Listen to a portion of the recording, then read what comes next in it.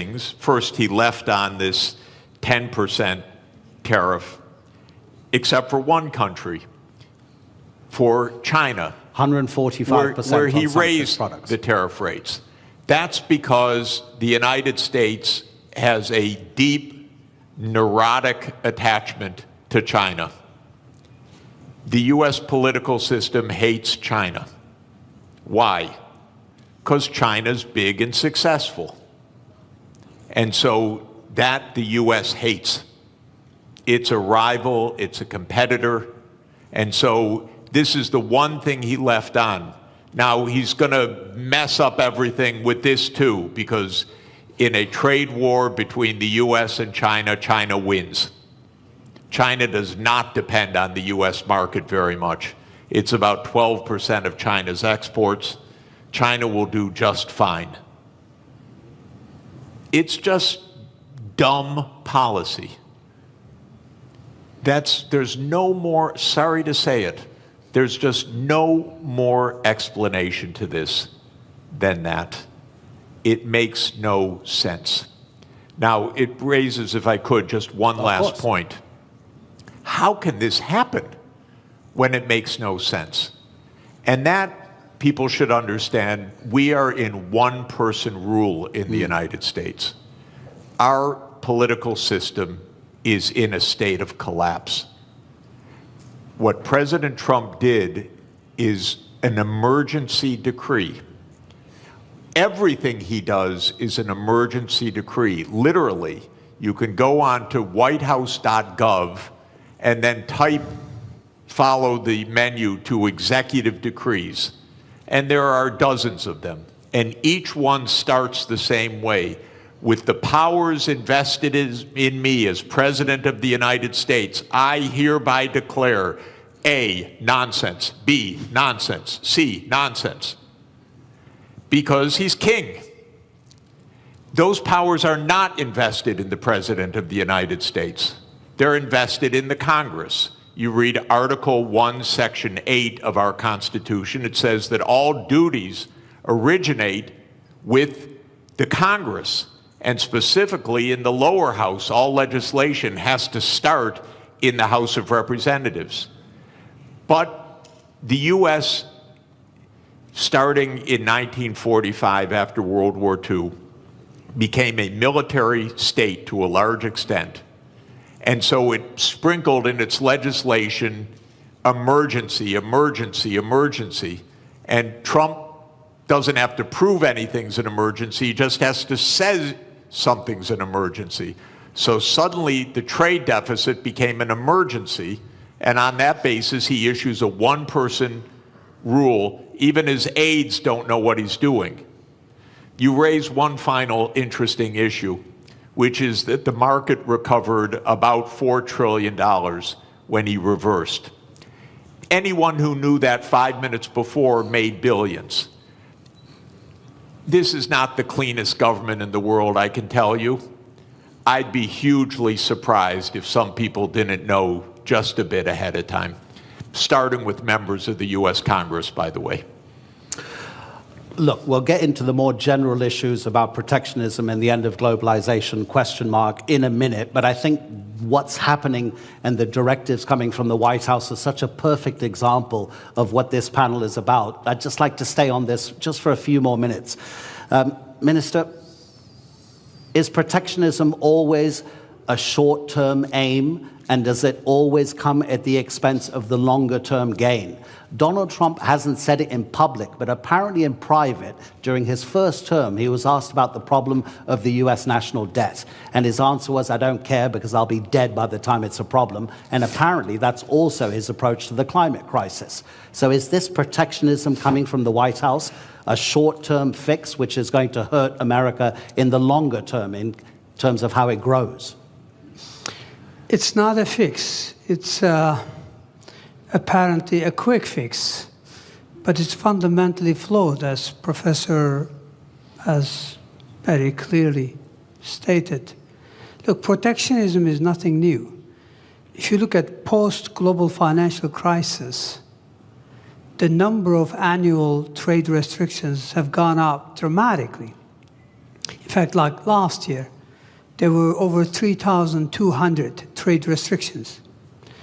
That is almost 11 times higher than what it was pre-global financial crisis. So this has been a trend, but what we have seen over the past week or two is clearly a new level. This goes beyond some protectionist measures, trade restrictions. This goes into something, an all-out trade war. So that's really worrisome, because if you go back again, if you look at 20 years to global financial crisis, global annual trade growth was 2 times world real GDP growth rate. So in a way, trade was the engine of growth. Mm-hmm. Now that engine has been slow. So if you look at post-global financial crisis, global trade growth barely kept up with real GDP, global GDP growth. So that's no longer really one of the kind of like a strong engine. But I think the way things are now, if current state of affairs is sustained, we may end up actually protectionism dragging global growth. It is not only growth, it's really, there are many, additional fallouts from this type of policies. Absolutely, yeah. Yeah. So the answer to your question, this is not a fix. This is a fundamentally flawed, policy perspective. Obviously, countries have choice. They always have a choice. But we would rather, see world moving back to rule-based, multilateral framework, where everyone benefits. I think I agree with Professor. Over 1 billion people since 1990s have been lifted out of poverty, predominantly in Asia. I'm talking about absolute poverty here. And that's largely thanks to, trade and growth associated with that trade. So it is worrisome that we are now experimenting policies that may actually reverse some of these gains, which I think were very important. 1 billion people out of absolute poverty cannot be underestimated. It's quite significant. Now, admittedly, trade do cause geographic dislocations, but the solution is not protectionism. The solution lies more internal sound policies, structural remedies, but also you can deploy tax policy incentives and other things to address, dislocations in regions caused by, global trade openness. So it's not a level, but protectionism will create more inequalities. It will create bigger problems. Already you've got significant headwinds for global growth. Aging population, high global indebtedness, impending climate crisis. So protectionism is going to be yet another big blow to long-term growth outlook. And that's why growth is barely, sustained at 3%. I think the risk is that we will move to a new era where per capita GDP growth will almost disappear if we continue down this path. Really interesting what you say about protectionism having fallout in other sectors, and we will get on to that, about how it might affect cooperation on the climate crisis, global health, et cetera, But let's use one country as a particular example about how a nation can react to protectionism. So we have the US tariffs, which in 90 days will come into effect beyond the 10% that Donald Trump has placed. Let's take 2 rich countries. UK and Singapore will stay at 10%. Bangladesh and Botswana will both go up to 37%. Laos will be 48%. Syria will be 41%. Lesotho in southern Africa will be 50%. In 2023, the U.S. exported to Lesotho $7.33 million worth of goods. Lesotho in that same year exported to the United States $228 million. The U.S. GDP per capita in 2023 was $82.8 thousand per person. In Lesotho, it was $916. Gentlemen, how does a country like Lesotho deal with the protectionism coming from the U.S.? Minister? Well, look, protectionism is an external shock, meaning it's not a decision by, the counterparty. It's essentially, so how do you deal with it? I guess you focus on regional integration, as an antidote of protectionism. So regional connectivity, regional integration would be one way forward. So, instead of globalization on a big scale, you focus on how you can deepen and broaden your ties with your immediate neighborhood or countries that are still willing to entertain rule-based trade. So I think that's the only way. Again, this is a major shock for many countries. I think global supply chains are going to suffer. This will lead to, already, I think the risk is that capital will be misallocated. Take us, take Turkey, for example. We are the world's second largest of white goods exporter. We need chips, basic ones, nothing sophisticated. We're not talking about 4 nanometers. We're talking about 30, 40, 70 nanometers. If we're worried that countries are not going to supply that, even though it may not be the most efficient way, we may have to go into a very large capex to see if we could produce them.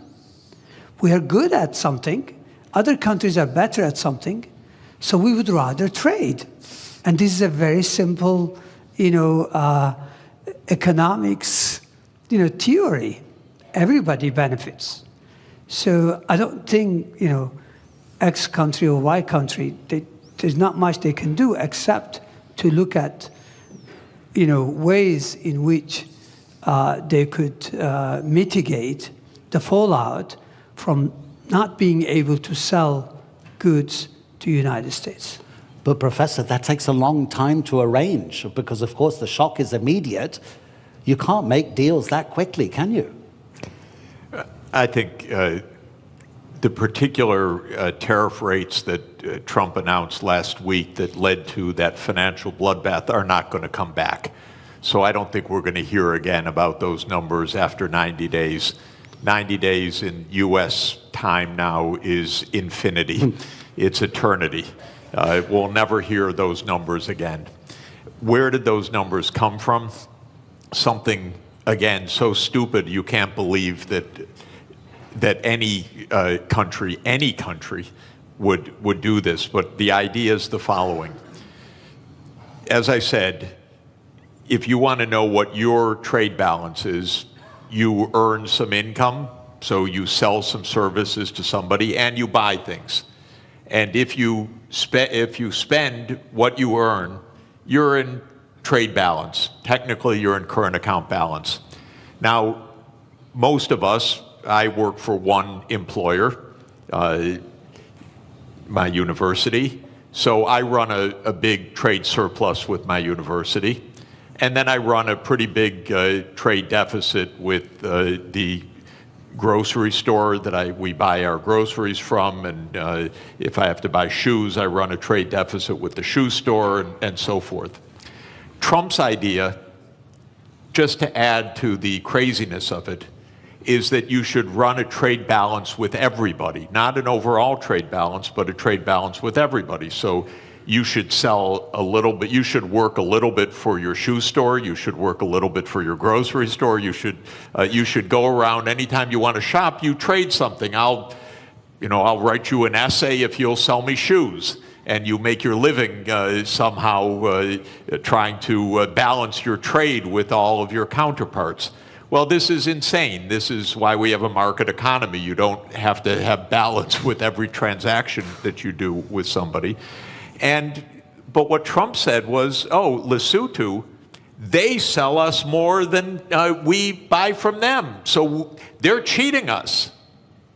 That's literally what he said. Literally what he said. Okay, is it completely delusional or rhetoric? It's delusional, okay? Just so you know. It's weird. But anyway, now then he calculated a formula. Okay, Lesotho, we have to tax them by the amount to reduce the imports from them so that we have balance with Lesotho. And then they made some absolutely stupid formula that you would not accept in a first year, third week class. It came out of the US Trade Representative's office. They probably were told, do it overnight, the boss wants it. And then they came up with a list of tariffs, country by country, based on the bilateral trade balance. You cannot make this stuff up.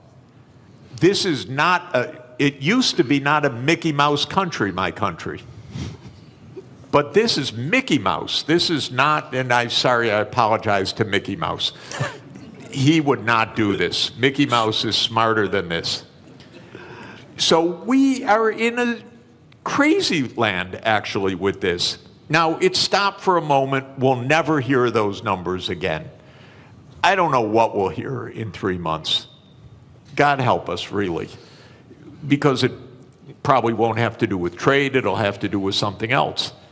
But we can't normalize this as what's the rationale, how to negotiate, what to do. Of course, 60 countries immediately said, we'll rebalance with you. And the President of the United States literally used the language I'm about to use. I'm quoting him because otherwise I would never say this. He said, 60 countries are coming to kiss my ass. He said that in a public speech, the President of the United States. So this is, I'm sorry, I apologize. No, but it's presidential language. Yeah. Okay? I'm only speaking at high political terms. So we cannot normalize this. We have to say no. We didn't spend 100 years on 200 years, 207 years since David Ricardo put forward the idea of comparative advantage, okay?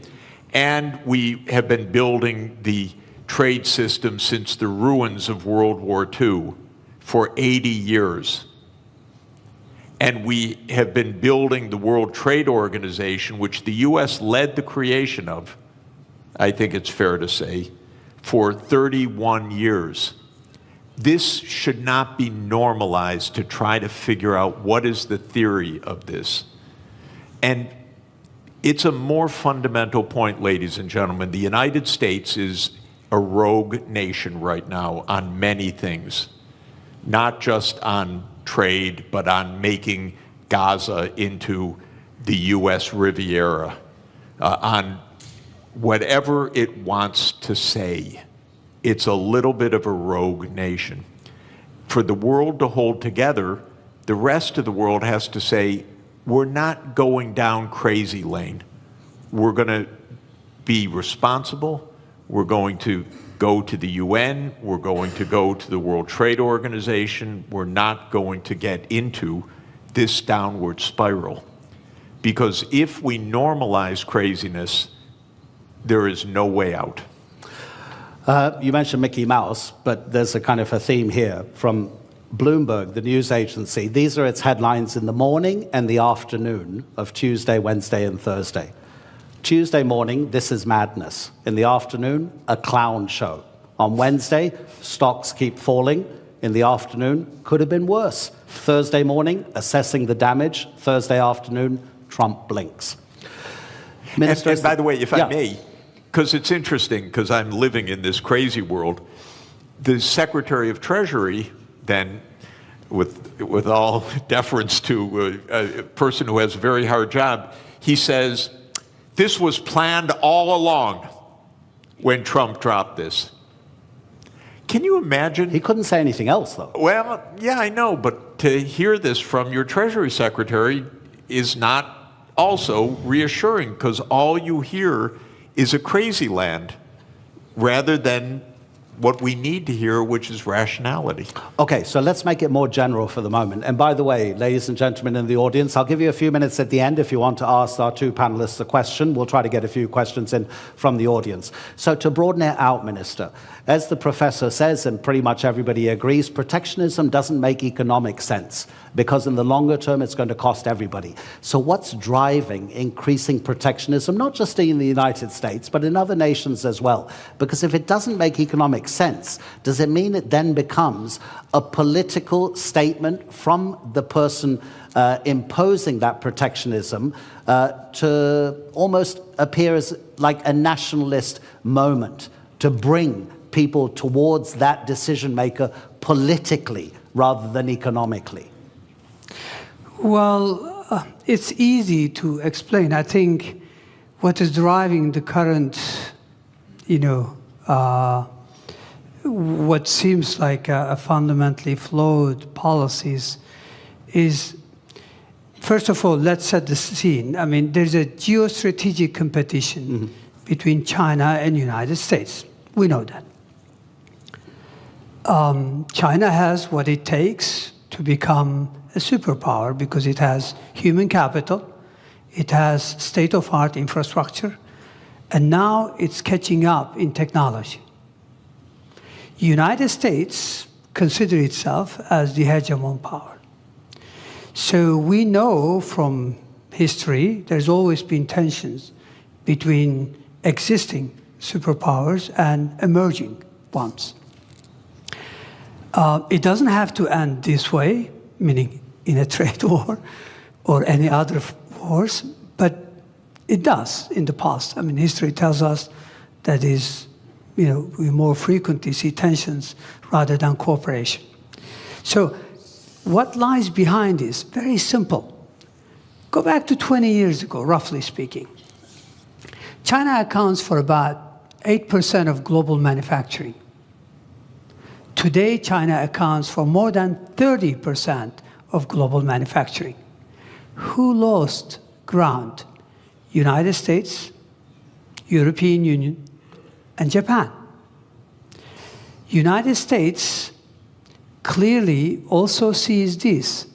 Again, go back to 20 years ago and just visualize a world map. Which country commands as the main trading partner of the rest of the world? Maps are all over the place. Clearly, it was the United States 20 years ago. Today, it's China. Now, normally, the way you would respond, the way I would respond, is that, look, we need sound policies, structural reforms to regain ground. Instead, it looks like this rivalry, combined with lack of, obviously, clear understanding, is that it leads you to go after quick fixes. And quick fixes, which is also to do with populism, nationalism, is to blame others and is to present it in a simple fashion. The reality is you have to be more competitive. You have to invest in upskilling, reskilling your population. You have to invest in your infrastructure.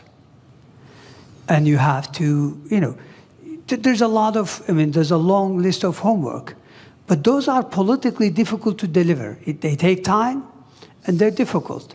So structural policy has been lacking in most countries.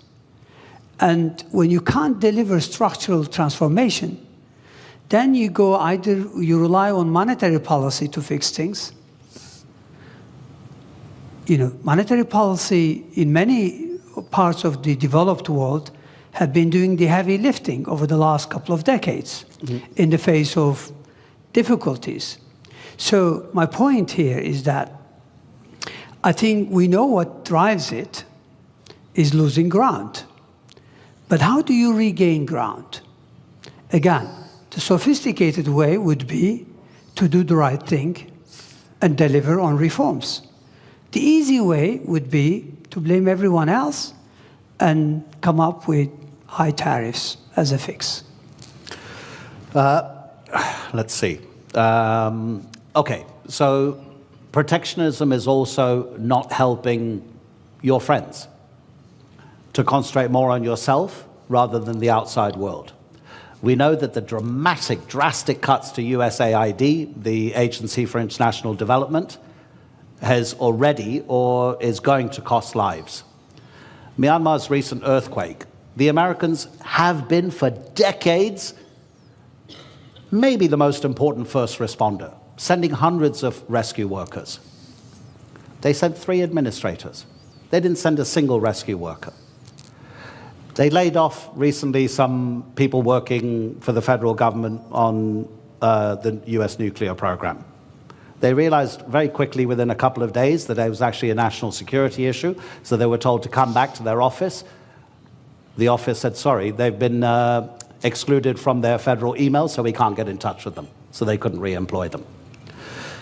Professor Sachs, when you were president of the Earth Institute at Columbia University, it focuses, I've got to read this from the notes, it focuses on sustainable development, this institute at Columbia, including research in climate change, geology, global health, economics, management, agriculture, ecosystems, urbanization, energy, water, everything that we need to live. So how does protectionism affect these kinds of relationships between one country and another country? Yeah, It's actually I want to answer deglobalization. that by continuing on with the brilliant explanation that that the minister just gave about the hard stuff and the easy stuff. Yeah. So just to say, in American politics, the swing states in the presidential elections in the last 3 elections in particular have been the Midwestern states. So those are states like Michigan, Indiana, Illinois, Ohio, Pennsylvania, Wisconsin, Minnesota. These are states that can go either way. And those states did suffer a decline of employment in manufacturing, not only or even mainly because of trade, but also heavily because of automation over the last 40 years.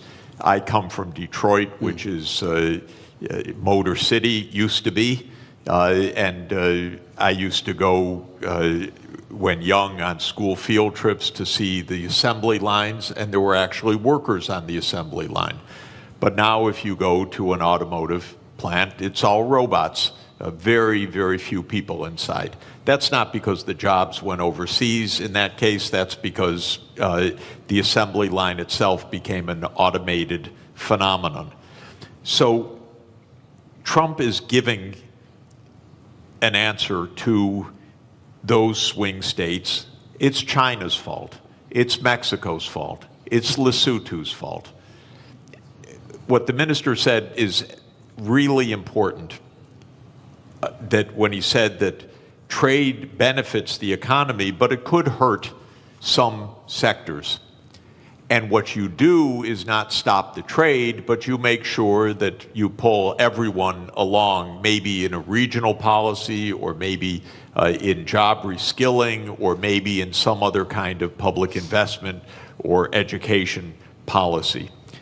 Here's where the U.S. really failed over the last 40 years.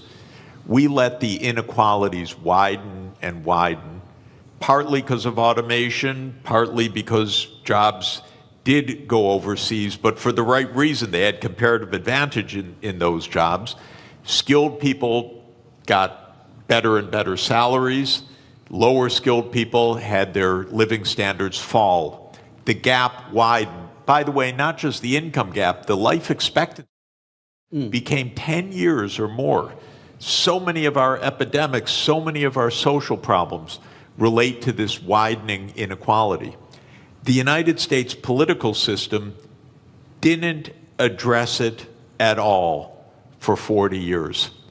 And that comes to what I mentioned, the corruption of the political system. When candidates of both political parties are paid by rich donors for their reelection campaigns, and both parties then become the agents of tax cuts and no really addressing the social conditions, you end up with a Donald Trump coming in and selling a pseudo explanation, it's all China, and selling a pseudo remedy, a trade war.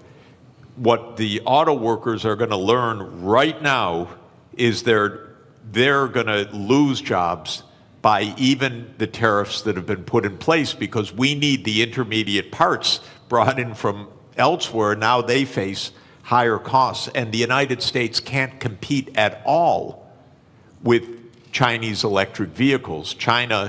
The United States has basically handed China the electric vehicle market for the next 20 years. So did Europe, by the way. Europe delayed the transformation to electric vehicles, said we produce great internal combustion engines, we're going to continue to do that. The world actually needs electric vehicles because of the climate crisis. So all of this is to say the real hard work is to think ahead. Mm-hmm.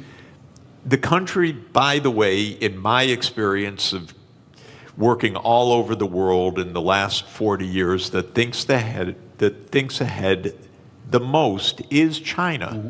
China's success is not random. China's success actually is a lot of forward-looking planning. In 2014, China issued a document called Made in China 2025. And it wasn't a protectionist policy, it was we need to invest in the technology so we can be at the forefront. I think in 8 of the 10 sectors that were identified there, China succeeded in reaching the forefront. In 2017, China made a plan for artificial intelligence. This is already 8 years ago. DeepSeek didn't just come out of nowhere, it came out of a long-term strategy. So this is hard work that actually pays off. This is what every government should do. This is what every country should do, is look ahead.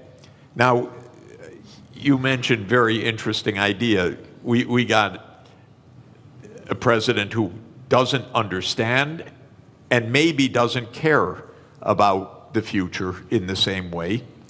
But just to say, the biggest issue on the planet should be the climate crisis, not all the things we're endlessly talking about.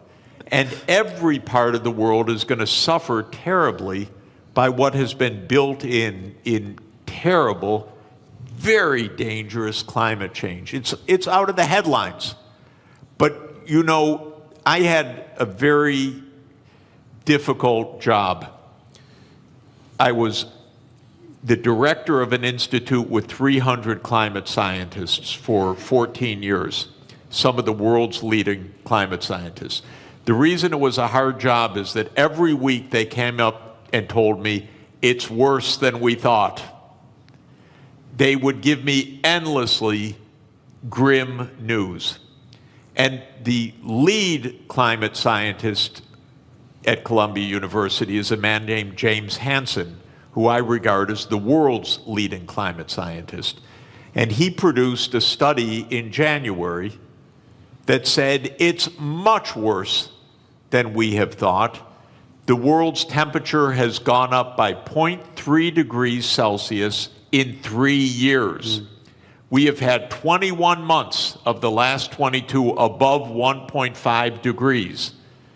That's the new baseline, by the way. That's not because of an El Nino effect. That's the new baseline. We already blew the limit that we set 10 years ago in Paris that we said we would not exceed. We're already above it. And what Hansen says is we're rising at an accelerating rate. Now the average rate is probably between 0.3 and 0.4 degrees Celsius per decade now on average. So we'll be at 2 degrees excess. what all of this means is profound danger 20 years from now, 25, 30, but we're already seeing terrible danger today. I don't want to minimize what's already happening. Los Angeles burned down, massive forest fires in Korea last week. It's everywhere. My wife and I are nonstop traveling. Every single place we go is some kind of climate crisis, literally. It's a drought, it's floods, it's heat waves, it's pest infestations, it's forest fires. And the sea level is going to rise by many meters, which is not great for Istanbul, by the way, and not great for coastal areas. It's very dangerous what is built into the system. Now, what is Trump's answer for this? Yesterday, King Donald issued an executive decree to bring back coal. It's willful destruction of well-being, willful. And that is, again, he pulled out of the Paris Agreement. What I'm hoping, ladies and gentlemen, is the other 192 members of the UN have to say, no, we're not entering a crazy land. We're going to take care of our future. Right now, I live in a crazy land. But the rest of the world has to avoid the crazy land, has to avoid normalizing this. I don't know if any of you saw it during the height of the coronavirus pandemic. An Australian artist, cartoonist, drew a cartoon which had the first tidal wave, kind of a tsunami of economic recession. There was a bigger tidal wave tsunami behind it, which was COVID-19, and then a huge one over both of them, which was the climate crisis. So get ready, I'll give you a chance to ask a few questions, but I just wanted to address one final issue to the minister. And I was getting a bit depressed, Professor, when you were talking about that. I tell my kids since they were born, they're now 21 and 19, live anywhere you want in the world, but don't live near the coast or near a river. The professor is saying that the climate crisis is going to be one of, probably, I'm kind of, putting words into your mouth, Professor, that deglobalization, if it becomes more and more of a popular sentiment and policy, the climate crisis will be affected because of a lack of cooperation through deglobalization. Minister, what other big dangers do you see if the trend of deglobalization gathers pace? Well, as I mentioned earlier, in addition to the impending climate crisis, which could have a devastating impact on the future of humanity, I think we are faced with significant headwinds that already exist, but some of them could become more complicated.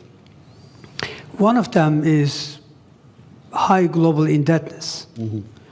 If protectionism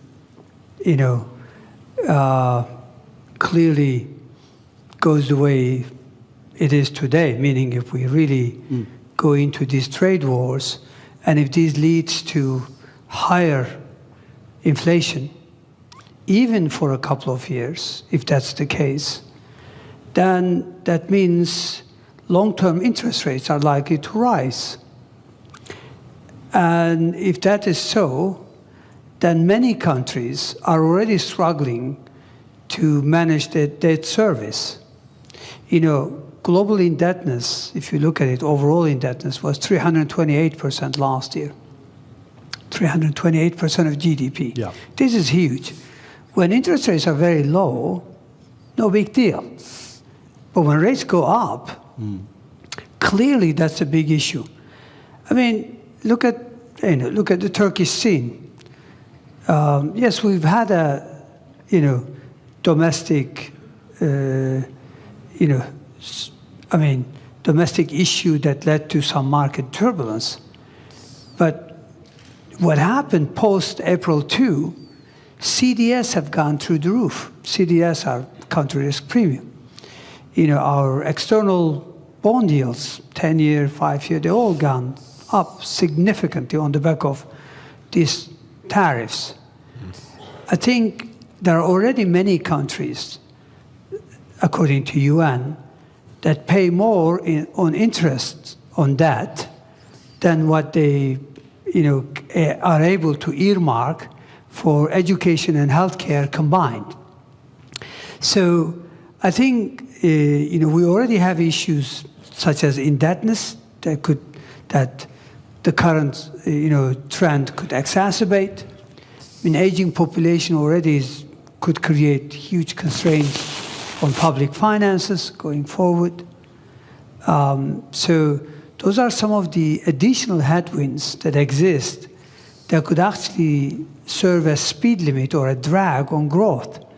So I think the world, and I agree with Professor that the world has to, rather than going down this path, we need to cooperate more.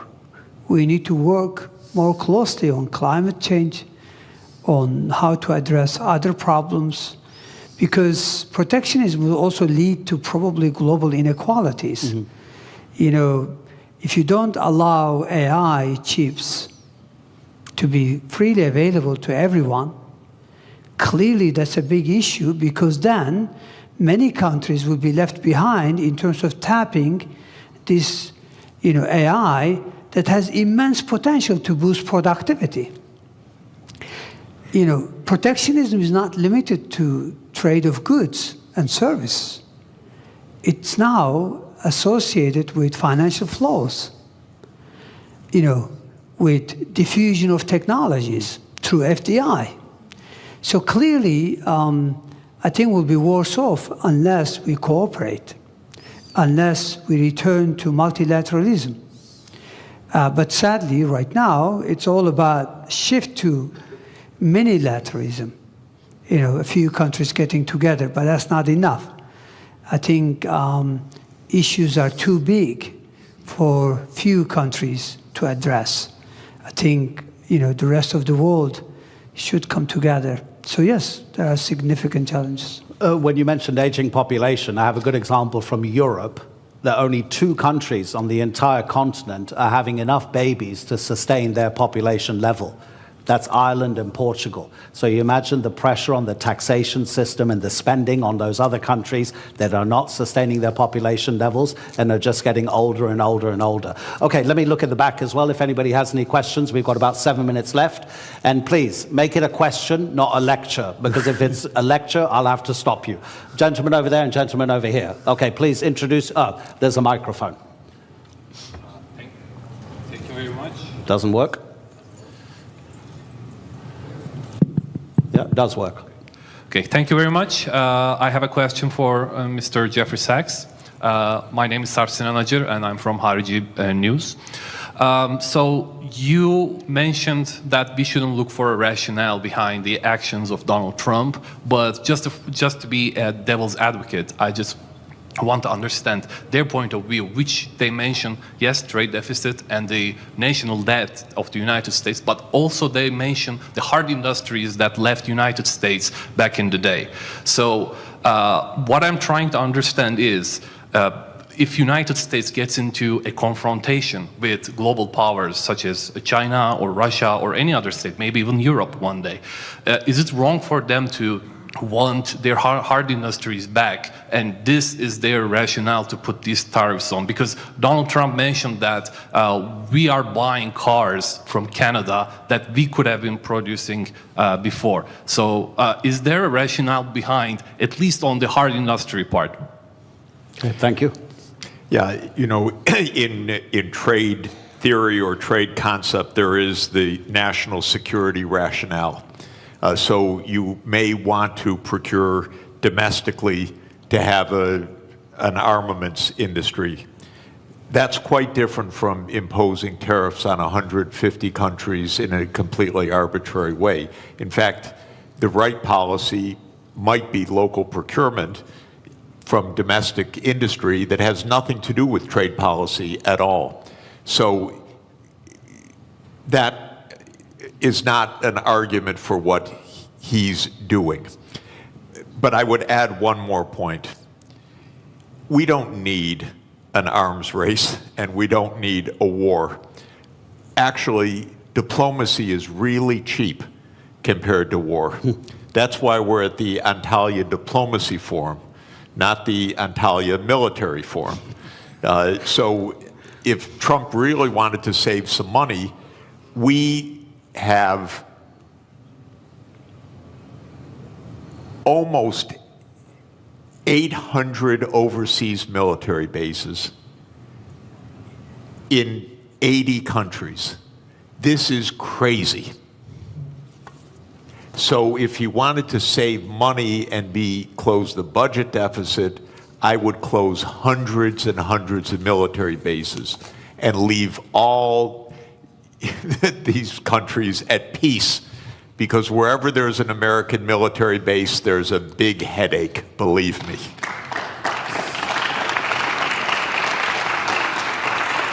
Sir, okay, is your question to the finance minister? Is your question to the finance minister or to the professor? Because I want to even things up. I would come back to you if it was for the professor, but if you, okay, let's address it to the finance minister.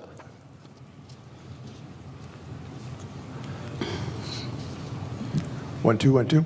My name is Riel Miller, formerly of the OECD, formerly of UNESCO, and formerly an advisor to finance ministers, so I can address my question to a finance minister.